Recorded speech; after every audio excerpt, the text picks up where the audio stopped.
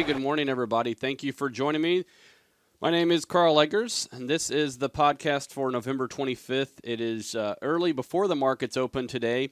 Wanted to squeeze in a podcast and just give you an update on where the markets are, and then also answer a question or two from you guys. So let's go ahead and get started.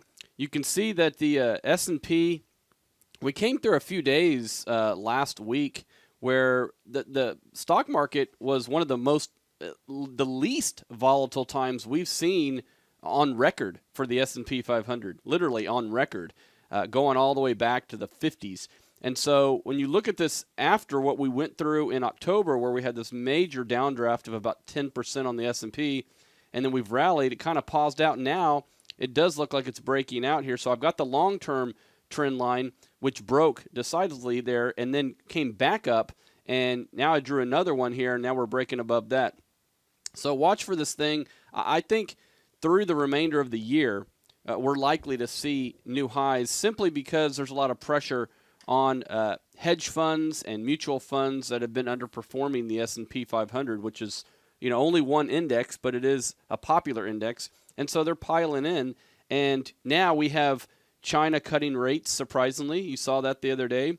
You have Europe and Draghi going to do what they're going to do with quantitative easing.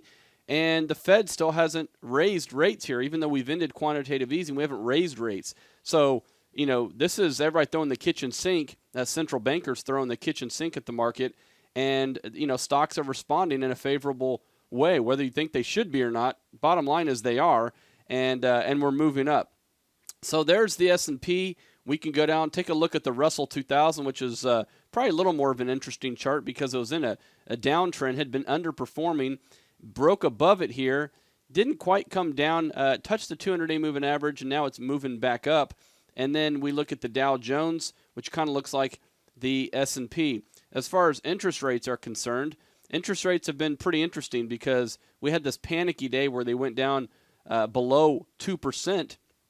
On October 15th, I think that was on the day the stock market bottomed, and they've been rallying since. But you still have some heavy hitters out there saying, yeah, rates aren't going up anytime soon.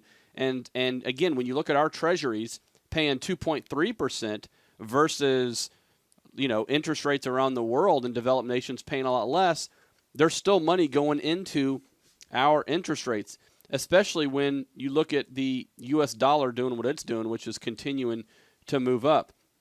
So you put all that together and you're getting gasoline prices, or let's take a look at oil prices first. Oil prices, falling, sitting there around $75, and they've stabilized a little bit, but we got OPEC coming out, and again, it's going to be interesting to watch. I mean, we're at some support levels, but we have broken through all the some of the other major ones, and we could, if things don't go right in the next few days, we could be looking at a 6 handle on West Texas Intermediate. So that's kind of a quick, brief view of the markets. And then, of course, we have the volatility index, which is coming down on the lower end here. Of course, after being up near 30 in mid-October, it's sitting at 12. So the VIX has settled down. Things have calmed down quite a bit. But overall, I would say you got to stick with the market right now. There are individual stocks to be looking at. There are individual trades to be doing. But the market continues to grind higher, not in a huge way, certainly not like 2013, but it is grinding higher. And until proven otherwise, we need to respect it. Now, I will say that this is very important. You continue to watch this, is that we are still seeing deterioration right now, okay? We are still seeing things like, take a look at junk bonds. They're continuing to underperform treasury bonds. That's a problem. And we do need things like small caps to start to outperform the large caps. We need to see that. We need to see junk bonds take over. But we are still seeing deterioration in the big picture. And what do I mean by that? Well, if you look at the number of stocks participating, you look at the quality of the rallies, you're not seeing the intensity that we saw back in May, June, July. And this has been going on for some months now. And you may look at this, and for some of you guys that are fairly new, you're going, what are you talking about? The stock market, the S&P 500, the Dow, they're making new highs. That's not the point. The point is look at what's going on underneath the surface. And that doesn't mean we exit stocks today. Hear me out. I'm just telling you that we might start to see more and more sectors start falling apart here. I hope I'm wrong, and I hope, and certainly that can reverse, but the path right now is looking like early 2007. And again, not to say that 2007, we expect a 2008 type drop. That's not what I'm saying. What I'm saying is the setup looks the same as 07 in the sense that at that time, I was doing radio at that time on a different radio station, and I was talking about the deterioration in the market. And it went on for a whole year, and people were saying, what are you talking about? The Dow Jones is making a new high. And I kept saying, it's not just about the Dow. Watch what's going on underneath the surface. And finally, the Dow cracked because those are the largest companies, and they were the ones that cracked at the end. So watch this. But if the small caps start taking off and we start to see some real intense buying, that's one thing. But right now, we need to see more intense buying than what we're seeing. The first few days of this rally, the first week or two of this rally from the October bottom was very strong, but in the last couple of weeks, it's been very, very lethargic. And again, that can change, but let's see what happens after the new year, because right now we've got about a month to go, and it wouldn't surprise me to see this market continue to float on up through the end of the year.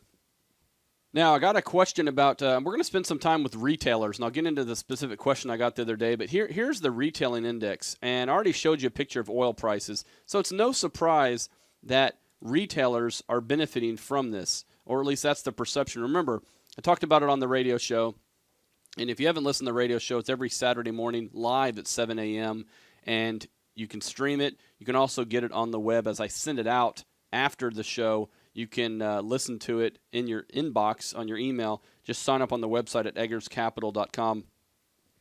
But we talked about on the show that gasoline prices aren't typically a huge part of one's budget. So even though gasoline prices are falling, it's helping, definitely, but it's helping people at the margin, really. And that could help retailers coming in the Christmas season. You can see this is the retailing ETF. So it's just a SPDR retail ETF. And you can see that retailers had a lot of trouble coming through this, we'll call it $89 level here, and paused. Finally, they have now broken out, and again at $94. Let's watch to see, does this keep going? Does it pull back to here, and then do you have a better buying opportunity? That's where I'd be much more interested.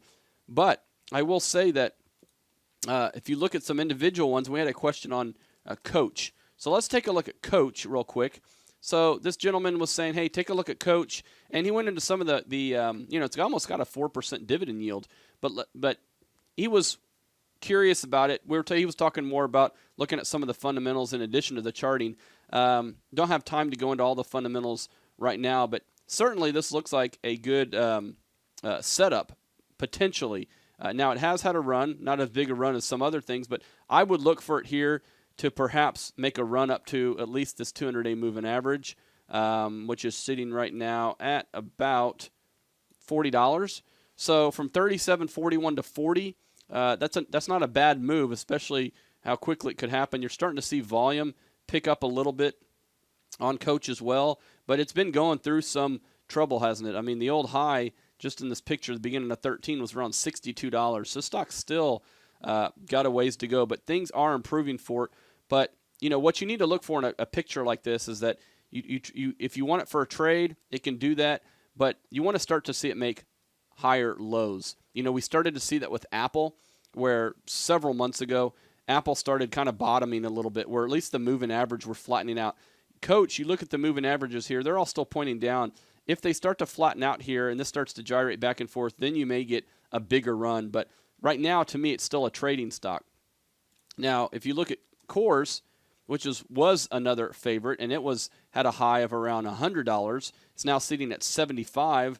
It has been hurt badly here as well. You take a look at Coors. This is a hard chart to trade as well. I think, again, it can make a run, but what you're looking for is it has to start making higher lows. And because it did make a low of $68 just a few days ago, and it hasn't really tested that. So it's been making lower lows. We need to see this thing maybe come down and start making higher lows, and then you've got something that could turn into something much bigger. But right now, this is all about, are they going, what are their earnings going to do? And so if you hold it through earnings, it's kind of a crapshoot right now. Now, the new kid on the block is Kate Spade and Company. I know nothing about them. I guess it's, I don't buy this kind of stuff. I guess apparel manufacturing. So yeah, maybe my wife's wishing that maybe I did. It sounds like they sell female clothes. I don't know, but it is the new kid on the block, and this thing was running too. Hasn't been around that long, but you can see it had a nice run from $12 to almost $40. I mean, a huge run, and then this big fall here, and it's weakened, but it's also strengthened just like Coors has recently. So again, you have to think about this.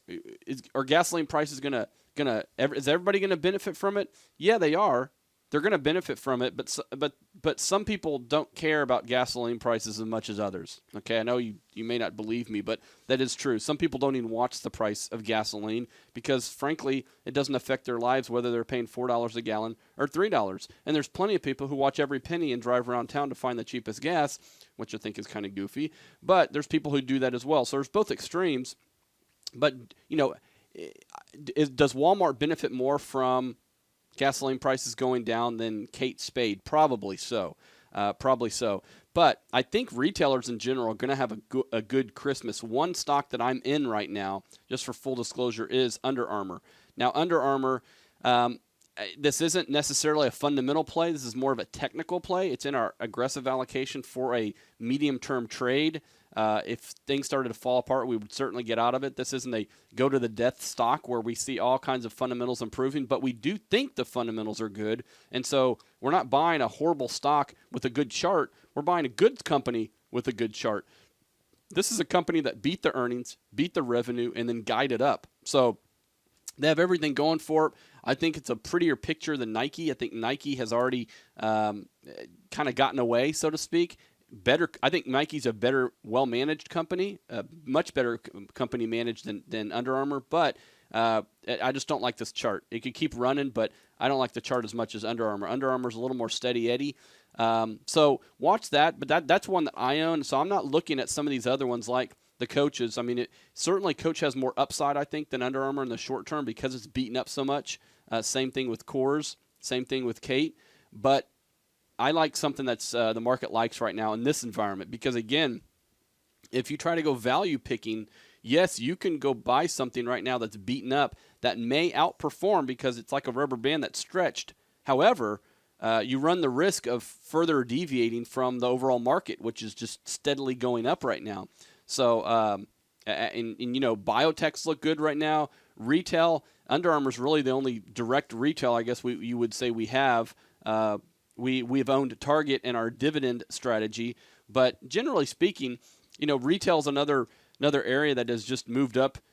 Nobody knew gasoline prices would plummet this quickly, and so these stocks have rebounded. But I would wait for retail to pull back a little more. But if you're going to be in it, I like Under Armour right now. And again, it's not one that I think is going to make you instantly wealthy overnight.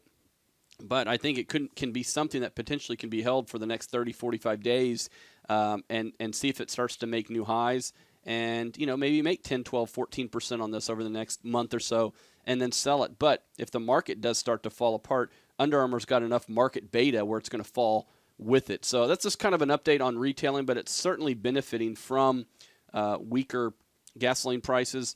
And I think, look, the U.S. economy is improving. Not great, but it is improving still. Gasoline prices are falling.